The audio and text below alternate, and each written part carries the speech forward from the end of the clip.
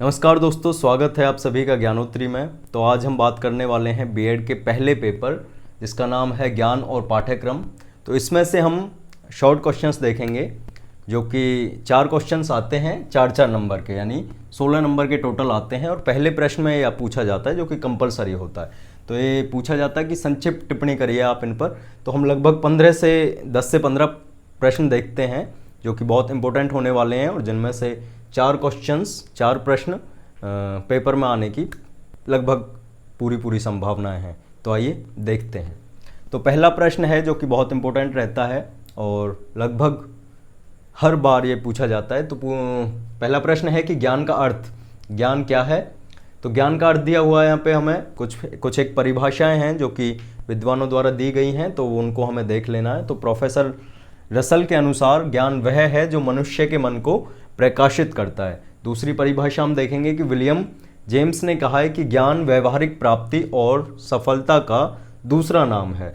Professor जोड हैं इन्होंने कहा है कि ज्ञान हमारी उपस्थिति, जानकारी और अनुभवों के भंडार में वृद्धि का नाम है। यानी जो अनुभव हम प्राप्त करते हैं, जो जानकारी हम प्राप्त करते हैं, उनमें जो वृद्धि होती रहती है उसी को ज्ञान की संज्ञा इन्होंने दी है। ठीक है। दूसरा प्रश्न पूछ लिया जाता है कि ज्ञान का महत्व क्या है, इंपोर्टेंस ऑफ नॉलेज।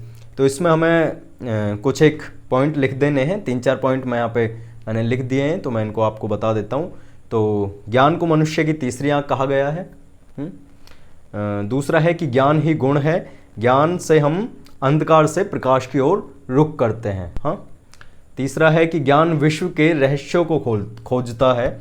यानी जब हम ज्ञान प्राप्त कर लेते हैं तो हम चीज़ों को जानने के जिज्ञासु होते हैं और जो भी रहस्य हैं उनमें हम रुचि लेते हैं और वो धीरे धीरे खुलते जाते हैं। एक और पॉइंट है इसमें, ज्ञान से चरित्र निर्माण व बोध होता है। तो आइए हम तीसरे प्रश्न की तरफ बढ़ते हैं। तीसरा प्रश्न है कि ज्ञान के रूप, फॉर्म्स ऑफ नॉलेज। तो क्या है ज्ञान के रूप को हम 3 मुख्य बातों के रूप में देख सकते हैं। पहला है ज्ञान सूचना के रूप में, विभिन्न प्रकार की सूचनाएं एकत्रित करना और उनके बारे में जानकारी रखना, जो कि एक अशिक्षित व्यक्ति भी कर सकता है, तो वो इसके अंतर्गत आता है। ठीक है। दूसरा प्रकार है, जो दूसरा फॉर्म है वो है ज्ञान जानने के रूप में। तो क्या है, ज्ञान जानने के रूप में आता है मध्यम श्रेणी के ज्ञान में। यानी कि एक व्यक्ति उड़ सकता है, नहीं उड़ सकता है, एक व्यक्ति नहीं उड़ सकता है, पक्षी उड़ सकते हैं। तो क्या है, क्या संभव है, क्या असंभव है, ये जानने की जो श्रेणी है वो इसमें आती है ज्ञान जानने के रूप में। मध्यम श्रेणी के ज्ञान इसको कहा जाता है। तीसरा पॉइंट है कि ज्ञान के रूप में बुद्धिमत्ता। तो ज्ञान के रूप में बुद्धिमत्ता, इसको सबसे उच्च स्तरीय ज्ञान माना जाता है जो कि अनुभवों के द्वारा हमको आता है। चौथा प्रश्न है कि ज्ञान की प्रकृति क्या है और विशेषताएं भी कह सकते हैं, नेचर ऑफ नॉलेज। तो ज्ञान की प्रकृति को जानने के लिए हम उसकी विशेषताओं के माध्यम से हम उसकी प्रकृति को जान सकते हैं। तो कुछ एक पॉइंट हैं जो मैंने लिख दिए हैं। तो क्या है, पहला है कि ज्ञान में शक्ति है, ताकत है। दूसरा पॉइंट है ज्ञान कभी भी समाप्त नहीं होता है। कितना ही ज्ञान आप प्राप्त करते जाओ फिर भी उम्मीद बची रहती है कि आप बहुत कुछ जान सकते हैं, सीख सकते हैं। ज्ञान सत्य तक पहुंचने का साधन है, ज्ञान की कोई सीमा नहीं होती है। और लास्ट पॉइंट है ज्ञान सुनिश्चित है। तो आइए अब हम अगले प्रश्न की तरफ बढ़ते हैं। तो अगला प्रश्न जो अक्सर पूछ लिया जाता है वो सूचना का अर्थ पूछ लिया जाता है। सूचना का अर्थ क्या होता है। तो क्या है, 2 शब्द हैं, आंकड़े और सूचना, जो कि एक दूसरे से संबंधित हैं। आंकड़े के अंतर्गत किसी का नाम, कोई वस्तु, प्रतिशत, ग्रेड आदि हो सकती हैं, और उसी का, आंकड़ों का ही जो संक्षिप्त रूप है, स्वरूप है, वो क्या है, वो सूचना है, इंफॉर्मेशन है। तो सूचनाएं की जो परिभाषा दी है वो है कि सूचनाएं वे आंकड़े हैं जिन्हें किसी स्वरूप, फॉर्म में उत्पन्न किया गया है तथा जो प्राप्तकर्ता, रिसीवर के लिए उपयोगी होती है। यानी जो भी कोई सूचना प्राप्त कर रहा है उसके लिए उपयोगी होगी, महत्वपूर्ण होगी, और तत्काल तथा भविष्य की क्रियाओं एवं निर्णयों के लिए कीमती होती है। और या तो वो अभी काम आएगी या भविष्य में होने वाली निर्णयों और क्रियाओं में काम आएगी। तो यह हुई सूचना की परिभाषा, सूचना का परिभाषा और सूचना का अर्थ। ठीक है। अगला जो एक महत्वपूर्ण प्रश्न है, ये बहुत पूछा जाता है अक्सर, ज्ञान और सूचना में अंतर क्या है।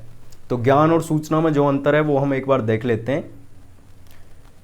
ज्ञान क्या है, ज्ञान एक विस्तृत अवधारणा है और इसके विपरीत सूचना क्या है, सूचना ज्ञान के समान विस्तृत अवधारणा न होकर संकीर्ण अवधारणा है।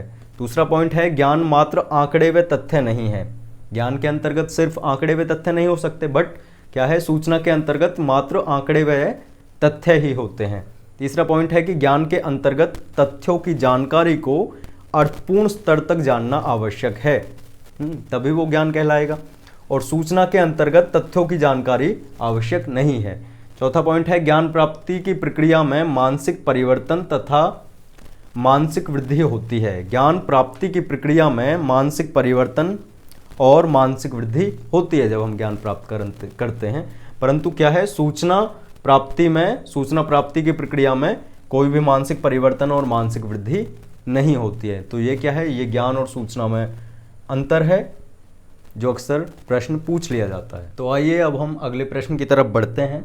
तो अगला प्रश्न है तर्क बुद्धि यानी रीजनिंग। इसकी परिभाषा होगी कि तर्क ज्ञान का स्रोत है। तर्क में बुद्धि का सहारा लेकर अनुमान लगाया जाता है। तर्क में बुद्धि का सहारा लेकर अनुमान लगाया जाता है तथा इस क्रिया से ज्ञान प्राप्त होता है। बुद्धि का कार्य कल्पना, सोचना, विचारना तथा तर्क देना है। तर्क मानसिक तथा बौद्धिक प्रक्रिया है। इस प्रक्रिया के माध्यम से मनुष्य कोई अपना मत बनाता है या किसी निष्कर्ष पर पहुंचता है तर्क के द्वारा। ठीक है। विश्लेषण की परिभाषा, तो विश्लेषण शब्द का अर्थ है एकत्रित वस्तुओं को अलग अलग करना। इस विधि में हम अज्ञात से ज्ञात की ओर, निष्कर्ष से कल्पना की ओर पहुंचने का प्रयत्न करते हैं। यानी हम एक कड़िया बनाते हैं, जो कुछ हमें ज्ञात नहीं होता है उसके बारे में देखते हैं, उसको ज्ञात चीज़ों से जोड़ते हैं। ठीक है, तो वो आता है विश्लेषण के अंतर्गत। और इस विधि का प्रयोग जटिल समस्याओं को हल करने के लिए किया जाता है विश्लेषण के लिए। अब क्या है कि कई बार हमें तर्क बुद्धि और विश्लेषण में अंतर पूछ लिया जाता है, तो वो हमें देखकर लिख देना है। तो पहली यूनिट में से जो हमारे महत्वपूर्ण क्वेश्चन थे वो हम आज सारे देख चुके हैं। अगली जो यूनिट सेकंड